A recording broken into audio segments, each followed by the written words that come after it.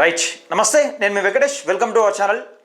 తెలంగాణ రాష్ట్రంలో తెలంగాణ రాజ్యాధికార పార్టీని పెట్టి నిన్నటికి 100 రోజులు నిజంగా విజయవంతంగా ముందుకు సాగుతున్న నేపథ్యం చూస్తూ ఉన్నాం.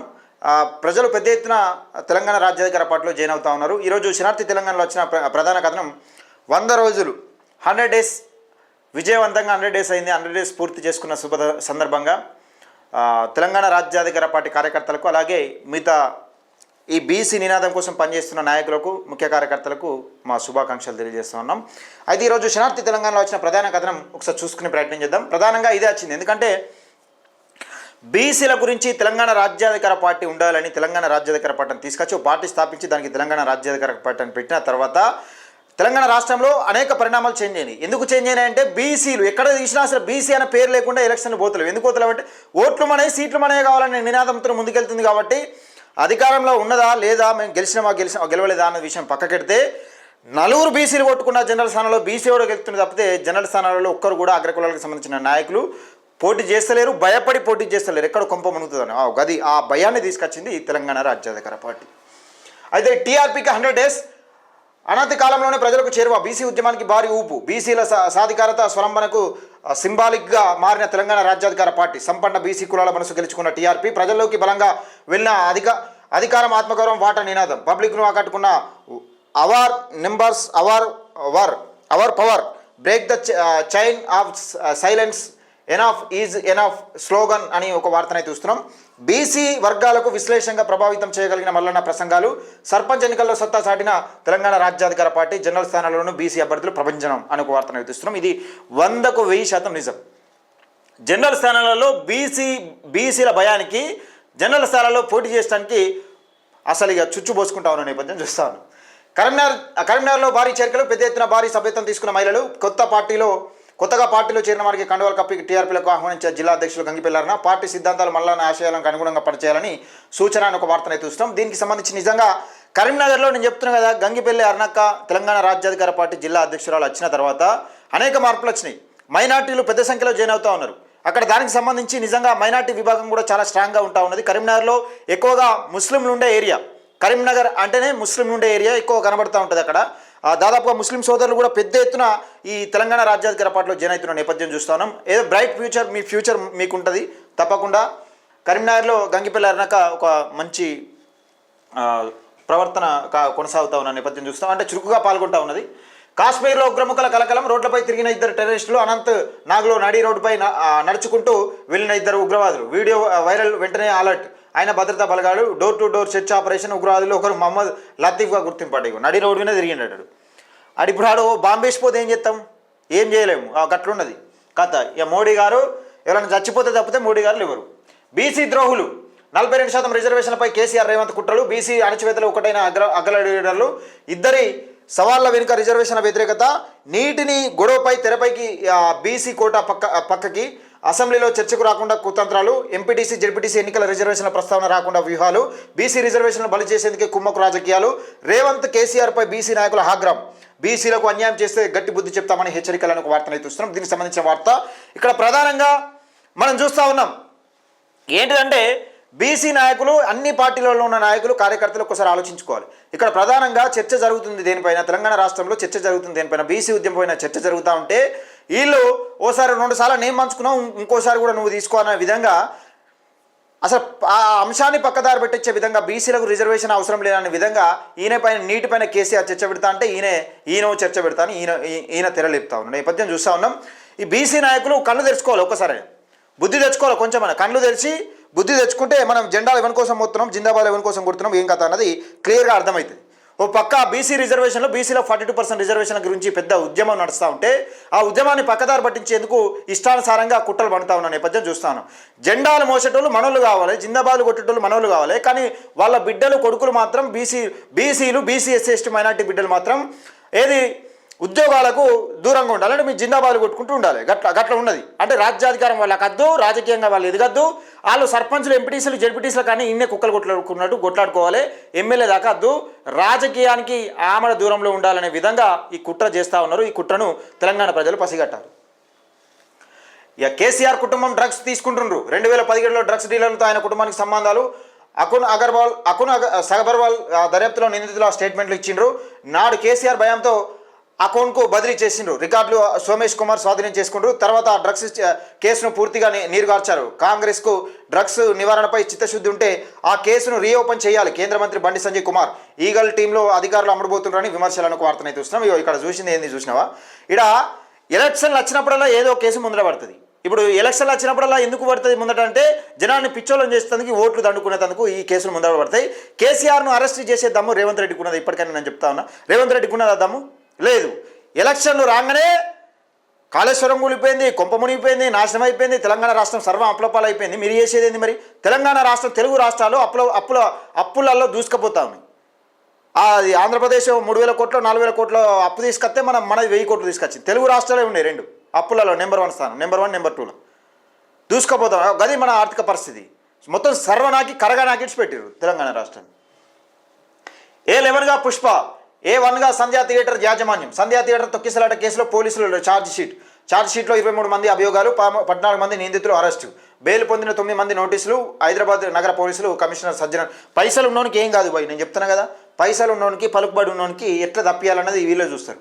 రైతు భరోసా ఎగ్గొట్టిన దొంగ రేవంత్. 2 సార్లు రైతు భరోసా ఇవ్వలే. కేసీఆర్ హయాంలో రైతు బంధు పడుతుందన్న నమ్మకం ఉంది. ఇప్పుడు పడుతుందో లేదో అని రైతులు ఎదురు చూస్తున్నారని ఒక వార్తనైతే చూస్తున్నాం. ఇక్కడ రేవంత్ రెడ్డి గురించి మాట్లాడేటప్పుడు సరే రేవంత్ రెడ్డి దొంగనే అనుకుందామా, ఆ విషయం పక్కకెడితే నువ్వు 750 కోట్ల మాజీ సర్పంచ్ల పెండింగ్ బిల్లులు ఇవ్వకుండా వాళ్ళ భవిష్యత్తు నాగం చేసి ఈరోజు 750 కోట్ల పెండింగ్ బిల్లులు వాళ్ళ మెడకు ఉరితాడై వేసిపోయాను. నువ్వు గుర్తుపెట్టుకోవాలి, నిన్ను కూడా తన్ని తరుగుతూనే కరెక్ట్ సెట్ అవుతుంది. మీ అగ్రకులాలకు సంబంధించిన పార్టీలనే పక్కకు పెట్టాలి. కృష్ణా జిల్లాలో మహబూబ్ నగర్ జిల్లాలకు అన్యాయం. ఈమెకు వీళ్ళ డాడీ పరిపాలన ఉన్న రోజులు ఏది గుర్తుకురాలి. ఈరోజు అడ్డగోలు సంపాదించి లక్షల కోట్లకు పడగలెత్తిన తర్వాత న్యాయం అన్యాయం ఈమె గుర్తుకొస్తుంది. 300 కోట్ల స్కామ్ చేసింది, లిక్కర్ స్కామ్ చేసి ఈమె కూడా ఇలా నీతులు చెప్తా ఉన్నది. జిల్లాలో 6.5 లక్షల మంది 5 లక్షల ఎకరాలకు 5 లక్షల ఎకరాలకు అని చెప్తా ఉన్నది. అయితే 5 లక్షల ఎకరాలకు నీళ్ళు ఇవ్వడమే గొప్పతనమా? పాలమూరు ప్రాజెక్ట్ నీ తండ్రి నీ అయ్యి ఉండగా ఎందుకు చెప్పలే? మీ అయ్యి ఉండగా ఎందుకు చెప్పలే ఈ మాట? కొంచెమన్నా సిగ్గుండాలి. అమెరికాకు చైనా వార్నింగ్. తైవాన్కు అమెరికా ఆయుధాలు అమ్మకంపై చైనా ఫైర్. అది తమ అంతర్గత వ్యవహారాల్లో జోక్యమేనని ఆగ్రహం. చైనా భౌమాధికారాన్ని తక్కువ అంచనా వేయొద్దని స్పష్టం. ఆయుధాలు అమ్మితే మూల్యం చెల్లించుకుంటారని హెచ్చరిక. సరఫరాకు సహకరించని 20 కంపెనీలపై ఆంక్షలు. 10 మంది సీనియర్ ఎగ్జిక్యూటివ్లపై విధింపు అని ఒక వార్తను చూస్తున్నాం. దానికి సంబంధించిన వార్త చూసుకోవచ్చు. ఇది కరీంనగర్ తెలంగాణ రాజ్యాధికార పార్టీ విషయాలు 100 రోజులు పూర్తి చేసుకున్న సందర్భంగా ఇది ఒక హెడ్లైన్స్. దీనికి సంబంధించిన వార్త. ఒకసారి మనం పెద్దపల్లి రాజన్న నేటి మాట తీసుకుందాం. నిక్షిప్తంగా రాజకీయాలను గమనించండి. ద్వంద్వ వైఖరితో ప్రభుత్వాల పరిపాలన అందిస్తున్నాయి. బీసీ రిజర్వేషన్ల అంశాన్ని నానపెడుతున్నాయి. రాజకీయ పార్టీల జెండాల రంగులు వేరైనా నాయకులు ఎజెండా ఒక్కటే. ప్రతిపక్ష పార్టీలు అధికార పార్టీ పాడేమోస్తుంది. అగ్రవర్ణాల నేతలకు బడుగు బలహీన వర్గాల ప్రజలు బాగుపడడం ఇష్టం లేకనే ఒక్కటవుతున్నారు. ప్రజల ఆలోచనలు పక్కదారి పట్టించేందుకే నీళ్ల పంచాయతీ తిరుమతికి తెస్తున్నారు. ఎన్నో ఏళ్ల నుండి బీసీలకు జరుగుతున్న అన్యాయంపై నోరు మదిపని లీడర్లు లేరు. బీసీల పక్షాన నిలబడితే కొట్లాడే నాయకులు లేరు. అధికారం అందుకోవడం కోసం, బీసీల ఓట్లు దండుకోవడం కోసం బీసీలో 42% రిజర్వేషన్ల ఆశ పుట్టించారు. ఎన్నికల్లో దొంగ వాగ్దానాలు చేశారు. అస్సాం పార్టీ అధికారం అందుకున్నాక బీసీ రిజర్వేషన్లపై కొండంత రాగం తీసి కాంగ్రెస్ పాట పాడుతున్నారు. ప్రజలను మోసం చేసేందుకే నాయకులు పన్నాగం పన్నుతున్నారు. తస్మాత్ జాగ్రత్త అంటూ పెద్దపల్లి రాజన్న. నిజంగా బీసీ నాయకులకు నిజంగా మళ్ళొకసారి ఓట్లకు వస్తే దడిలు అని ఒక చెంప వెనుకలు వీకురి. ఎందుకు చెప్తున్న ఈ మాట అంటే బీసీలు రిజర్వేషన్ల గురించి బీసీలు ఇంత తాపత్రయపడతా ఉంటే, బీసీ నాయకులు ఇంత తాపత్రయపడుతూ ఉంటే కేవలం మంత్రి పదవుల కోసం, వీళ్ళ పదవుల కోసం, వీళ్ళ పార్టీ అధికారంల కోసం వీళ్ళు ఏది ముంగటికి వచ్చినప్పుడల్లా దాన్ని ముందటేసుకొని, ఏది పంచాయతీ వచ్చినప్పుడల్లా ముంగటేసుకొని తెంపకుండా మళ్ళీ అట్నే పెట్టి పక్కకెట్టి మళ్ళీ అవసరం ఉన్నప్పుడు ఎత్తుకుంటామనే విధంగా ద్వంద్వ వైఖరి పాటిస్తూ ఉన్నారు. కాంగ్రెస్ పార్టీకి సిగ్గుశరం ఉంటే ఈ 42% రిజర్వేషన్ల గురించి కాంగ్రెస్ పార్టీ వైఖరి ఏంది? ఇచ్చే ఆలోచన ఉందా? లేకపోతే మోడీ మెడల్ వస్తావా, నువ్వు ఢిల్లీలో పోయి ధర్నా చేస్తావా? ఇది సమాధానం చెప్పాలి. సిగ్గు లేకుండా నువ్వో పంచాయతీ అంటే అనో పంచాయతీ అని సిగ్గుంది. అయినా ఇప్పుడు బీఆర్ఎస్ పార్టీలో ఉన్న బీసీ నాయకులు కూడా ఒకసారి ఆలోచించాలి.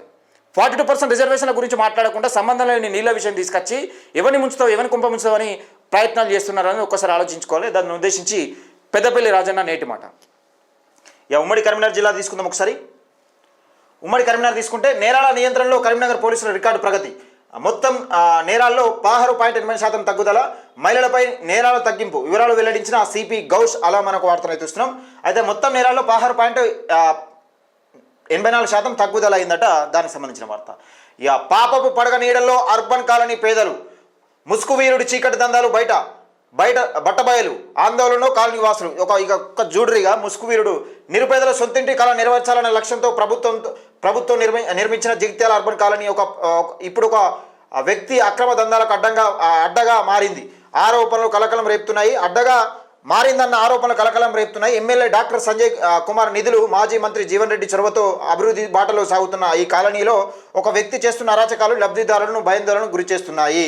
ఇక చూడురే, కేసీఆర్ నగర్ అట, ఇందులో ఏమో జరిగింది. ఒకసారి జగిత్యాల చుట్టుపక్కల ప్రాంతంలో ఉన్న మీరు ఒకసారి చూడాలి. అంటే మీ పేరుతోని ఏం దందా నడిచింది, ఏం కథ. సౌకర్యాల పేరుతో వసూల దోపిడీ. డబుల్ బెడ్రూమ్ ఇళ్ల ప్రారంభంలో దశలో సౌకర్యాలు లేని పరిస్థితి ఆసరాగా చూసుకున్న ఒక వ్యక్తి నిరుపేదల అవసరాలకు సొమ్ము చేసుకుని అక్రమ ఆదాయానికి మార్గం చేసుకున్నాడని స్థానికులు ఆవేదన వ్యక్తం చేస్తున్నారు. అయితే కరెంటు లైట్లు వేపిస్తాననే నేపథ్యంతో ఒక్కో లబ్ధిదారు నుండి 2,000 వరకు వసూలు చేసినట్లు బాధితులు ఆరోపిస్తున్నారు. కాలనీ ముసుగులో నేర కార్యకలాపాలు. కాలనీని అడ్డంగా చేసుకొని వ్యభిచార గృహాల నిర్వహణ, గంజాయి వంటి మత్తు పదార్థాల విక్రయానికి పాల్పడుతున్న ఆరోపణలు తీవ్రంగా వినిపిస్తున్నాయి. అభివృద్ధి పనులు అడ్డుకోవడం, అధికారులను బ్లాక్మెయిల్ చేయడం ద్వారా కాలనీలో ఆధిపత్యంతో వ్యభిచార గృహాలు, గంజాయి విక్రయం కొనసాగించడమే అతని అసలు లక్ష్యమని స్థానికులు ఆరోపించారు. ఇక చూడురి, ఇక్కడ కాలనీలో ముసుగు నేర కార్యకలాపాలు జరుగుతున్నాయట. ఏది వ్యభిచారం, పత్తాలు. ఈ షో నడుతున్నారు. మరి పోలీసులు ఏం చేస్తున్నారో ఏం కథను. భయాందోళనలో లబ్ధిదారులు సోషల్ మీడియా వేదికగా తప్పుడు సమస్యలను సృష్టించి అలజడి రేపడం ద్వారా ఆ అక్రమాలపై ఎవరు ప్రశ్నించకుండా చూసుకుంటున్నాడని కాలనీవాసులు మండిపడుతున్నారు. గతంలో పలుమార్లు పోలీస్ కౌన్సిలింగ్ జరిగిన మార్పు రాకపోవడంతో కాలనీలో నివసించాలంటేనే భయపడే పరిస్థితి నెలకొంది. ఇప్పుడు ఈ పత్తాలాట, మందు దాగుడు, ఈ వ్యభిచార గృహాలు పెట్టినాక కాలనీలు అక్కడ ఉంటారా? ఎవడని ఉంటాడా? మనిషి అన్నోడు కూడా కొంచెం నిజంగా ఇజ్జత్తును బతకటోళ్ళు, మనసు ఉంటూ ఉంటారు. ఎవడని ఉండరు కదా. కఠిన చర్యలు తీసుకోవాలి. నిజమైన లబ్ధిదారులకు అన్యాయం చేస్తూ కాలనీలని నేరగాళ్లకు నిలయంగా మారుస్తున్న ఈ ముసుగు నాయకుడిపై లోతైన విచారణ జరిపి కఠిన చట్టపరమైన చర్యలు తీసుకోవాలని జిల్లా యంత్రాంగాన్ని కాలనీ వాసులు, లబ్ధిదారులు ముక్త కంఠంతో కోరుతున్నారట. ఇక చూడు, ఈ ముసుగు వీరుడు, మరి ఈ ముసుగు వీరుడు ఎవరు? ఈయన చేస్తున్న దందా ఏంది? మరి వీళ్ళకు ఎమ్మెల్యే అండగా ఉన్నాడా, ఇంకా మాజీ ఎమ్మెల్యే అండగా ఉన్నాడా? మరి ఏంది? మాజీ ఎమ్మెల్యే ఈ ఎమ్మెల్యే ఒకటే. అయితే ఎవరు అన్నదండలతో చేస్తున్నాడు? మీరే ఏం కథ? అసలైన లబ్ధిదారుల పొట్టెందుకు కొడుతున్నారు? అసలు ఈ కథ ఏంది? దంద ఏంది? ఈ వ్యభిచార గృహాలు ఏంది? అసలు ఈ వ్యభిచార దంద ఏంది? మందు తాగడం, పత్తాలాడడం, అసలు ఏంది కథ అంతా అన్నది ఒకసారి చూడాల్సిన అంశం. జగిత్యాల జిల్లా పోలీసులు దీనిపైన ప్రత్యేక నిఘా పెట్టి ఈ సమస్యను పరిష్కరించాలి. ఈ యూరియా యాప్ పేరుతో దగా. బీఆర్ఎస్ యువజన విభాగం నియోజకవర్గ అధ్యక్షుడు గూడూరు సురేష్. అసలు సిగ్గు శరం ఏమైనా కాంగ్రెస్ పార్టీకి ఉంటే రైతులకు యాప్ ద్వారా బుక్ చేసుకుంటారా యూరియా? ఒకసారి చూద్దాం, మనం వాడికి చూద్దాం. ఏనన్నా చూడురి, ఒక లైన్ కట్టిన కాడ ఒక అదే సహకార సంఘం కాడ ఏనో ఒక ఆడ పోయి చూడురి, యూరియా కోసం లైన్ కట్టిన కాడ చదువుకున్న వాళ్ళు ఎక్కువ మంది ఉంటారా? రైతులు ముసలోళ్ళు ఏది 50 సంవత్సరాలు దాటిన వాళ్ళు ఎక్కువ ఉంటారా? ఆ యాపులు తెలుస్తా అదే రైతుకి ఎక్కడైనా ఈ యాపులకి బుక్ చేసుకోవాలని తెలుస్తా. సిగ్గు ఉన్నదా ఏమన్నా? అసలు మీ చేత కాకపోతే ఇయ్యరాదని చెప్పురు, మాకు సాత కాదా అని చెప్పుర్రి. కానీ సిగ్గానే ఉండాలి కదా. జియో 252ను వ్యతిరేకిస్తూ జర్నలిస్టుల ఆందోళన. పెద్దపల్లి కలెక్టరేట్ ఎదుట TWJ నిరసన అని TUWJ నిరసన కార్యక్రమం అంట. అదొక వార్త.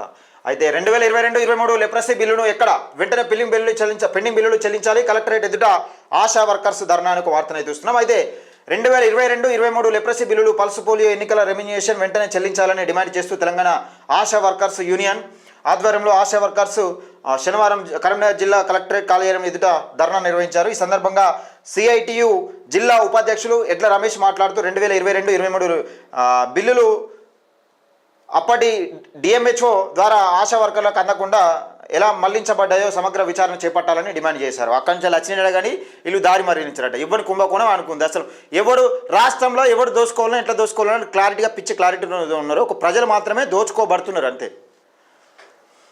కల్వర్టుల విస్తరణపై మంత్రి ఎమ్మెల్యే నిర్లక్ష్యం. ప్రజల సమస్యలపై భద్రత శ్రద్ధ లేదు. ఇక మాజీ ఎమ్మెల్యే పుట్ట మధుకర్ విమర్శ. నియోజకవర్గంలో ఇరుకు కల్వర్టుగా కారణంగా ప్రజలు ఇబ్బంది పడుతున్న ఎమ్మెల్యే శ్రద్ధ చూపడం లేదని మంత్రి మాజీ ఎమ్మెల్యే పుట్ట మధుకర్ తీవ్ర విమర్శలు చేశారు.